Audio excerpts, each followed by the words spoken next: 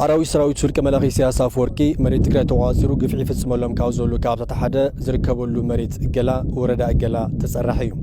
ሕዚ ንርከበሉ ቦታ እውን ካብ ማእኸል ናይ ወረዳ ዝኾነት ከተማ ገሩስርናይ ናብ ጸሮናው ዝወስድ መንገዲ ኢና ንርከብ እዚ መንገዲ እዚ ካብ ገሩስርናይ ሓሊፉ ኣብ ካልኦት ጣብያታት ገላ ዝነብር ትግራዋይ ነባር ማለት እዩ ካብ ናብን በዚ መንገዲ ዝጓዓዝ ነይሩ ይኹን በር አራዊ ሰራዊት ሱልቀ መላኺ ሲያሳ አፈወርቂ ኣብ ትሕቲ ቁጽር ገይሮም ዘሎ ብማዕዶ ንሪኦም ዘለና ካብታት እተው ዘሎ ህዝቢ ስሩዕ ናብዚ ናብ ገሩስናይ ዝወስድ መንገዲ ክጥቀም ኣይኽልን እተው ዘሎ አራዊ ሰራዊት ሱልቀ መላኺ ሲያሳ አፈወርቂ እውን ነተው ዝርከብ ህዝቢ ዝርከብ ሰላማዊ ህዝቢ ግፍዓዊ ጨፍጫፍ መቕተልትን ጭዋይን ይፍጽም ከም ዘሎን ኣብቲ ቦታ ዝርከቡ መንበሪ ኣባይቲ ሰላማውያን ወገናት ይዕኑ በተማሳል ድማ ንህዝብን መንግስትን ዝተሃነጹ ትካላት ድማ ናዘረፈን ናዓነውን ይዝርከብ ናይ መንግስት ትካላት ዝበሃሉ ብምልኦም ዳርጋ ዓንዮም እዮም ንባል ይካል ማለት እዩ ቶታሊ ማለት እዩ ያው ቤት ትምህርቱ ማዩ ጥዕንኡ ካልኦት መሰረታዊ ግልጋሎት ዝበሃሉ መብራህቲ ቴሌ ባንኪ እዚ ብምሉእ ቶታል ላይ መጅር ኮይኑ እዩ ማለት እዩ እዛ ብማዕዶ ንሪኦ ዘለና ከባቢ ዓዲ ጸጓር ይበሃል እታ ብማዕዶ ንሪኦ ዘለና ድማ ኣውንበሳ ተባሂለ ጽዋዕ ቤተክርስትያን እያ እዛ ቦታ እዚኣ ሕዚ እውን ኣብ ትሕቲ ቁጽር አራዊ ሰራዊት ሱልቀ መላኺ ሲያሳ አፈወርቂ ዝርከብ ከባቢ እዩ መሬት ትግራይ ዓዲ ጸጓር ተባሂሉ ጽዋዕ ኣብ ወረዳ ገላ ዝርከብ ከባቢ ማለት እዩ አራዊ ሰራዊት ሱልቀ መላኺ ሲያሳ አፈወርቂ ተዋፂሮ ዝርከብ ማለት እዩ ካብቲ ቅድም ኢለ ዝገለጽኩ ብተወሳኺ ብርክት ዝበሉ ከባብታት መሬት ገላ ሕዚ እውን ኣብ ትሕቲ አራዊ ሰራዊት ሱልቀ መላኺ ሲያሳ አፈወርቂ እዮም ዝርከቡ እዛ ላዕሊ ዘላ ያው ዕነሽ ሓቅ ይበሃል ተላዕሊ ዘሎ ማለት እዩ እዚ ኣብ ኢድ ቁጽር ኤርትራ ሰራዊት እዩ ዘሎ ማለት እዩ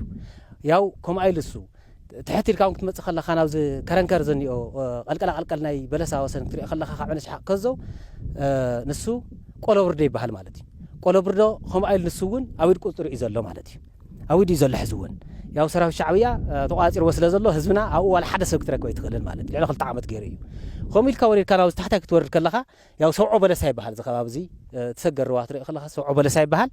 ንሱ እውን ኣብ ኢዱ እዩ ዘሎ ማለት እዩ